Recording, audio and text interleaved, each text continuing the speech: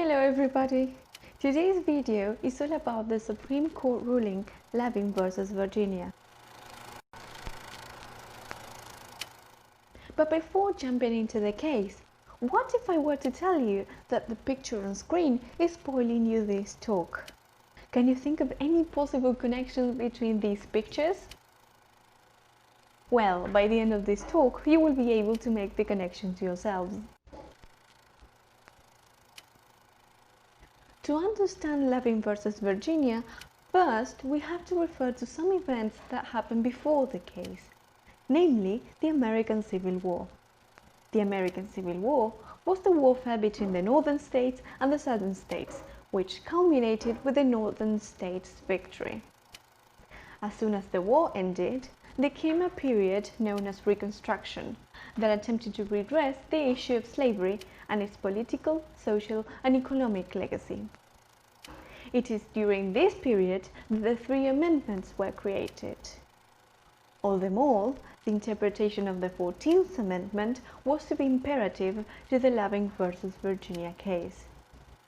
This amendment limited the power of the states by forbidding them to deny to any person life, liberty, or property without due process of law. It also guaranteed the equal protection of its laws. But while the federal power passed the 14th Amendment, some states passed the Black Codes and the Jim Crow laws, which were laws that enforced racial segregation and white supremacy. Apart from that, it was within the power of the states to regulate marriage. Therefore, by the 1950s, more than half the states in the Union, which included every southern state, still had laws restricting marriage by racial classifications.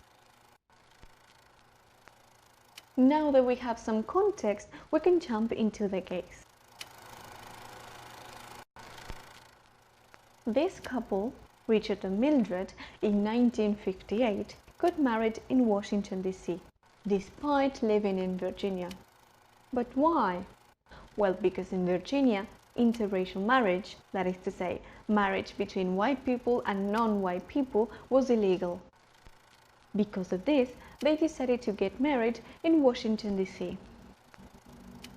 After they got married, they decided to go back to Virginia, but there they were arrested on the grounds of miscegenation.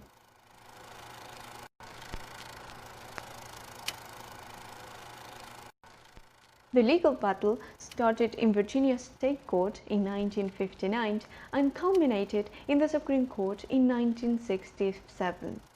Here, the interpretation of the 14th Amendment was crucial. One party defended the constitutionality of his state's anti-miscegenation law. The other asserted that the conviction was inconsistent with the 14th Amendment. What's more, they stated that Virginia's interracial marriage law and others like it were rooted in racism and white supremacy. Finally, in a unanimous decision, the Supreme Court declared the anti-miscegenation law unconstitutional under the 14th Amendment. They stated that the freedom to marry or not marry a person resides within the individual, and therefore it cannot be infringed by the state.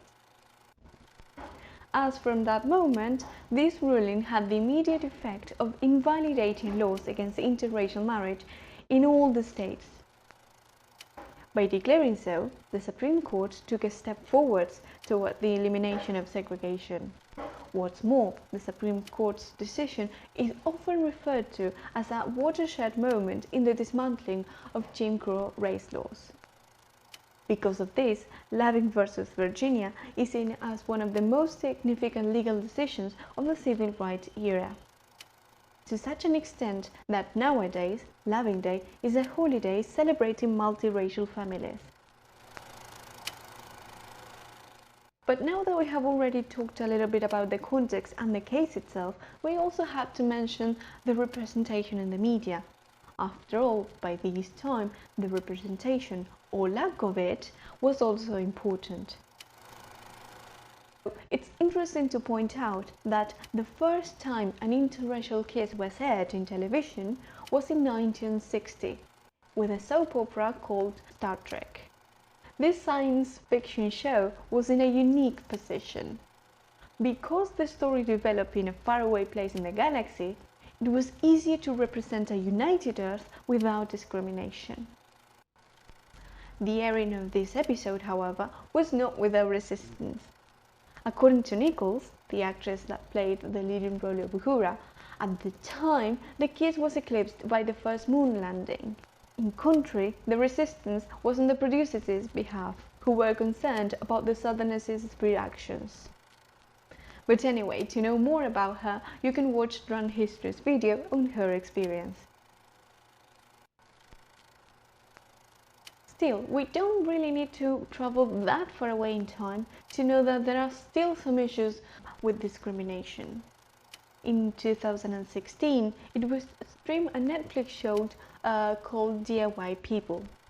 In this show, the main character herself, who is a black woman, dates a white man, but out of fear to be judged, their relation is hidden away from friends and foes.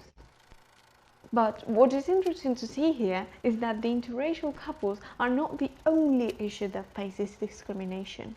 In fact, even before being aired, the show encountered backlash upon the topics it dealt with. Many people started to say that they would boycott Netflix by cancelling their subscription because this show was racist, because it was anti-white. And if we think about it, this show was aired in 2017. So, we've reached the end of the Loving versus Virginia case. Can you connect now these pictures yourselves?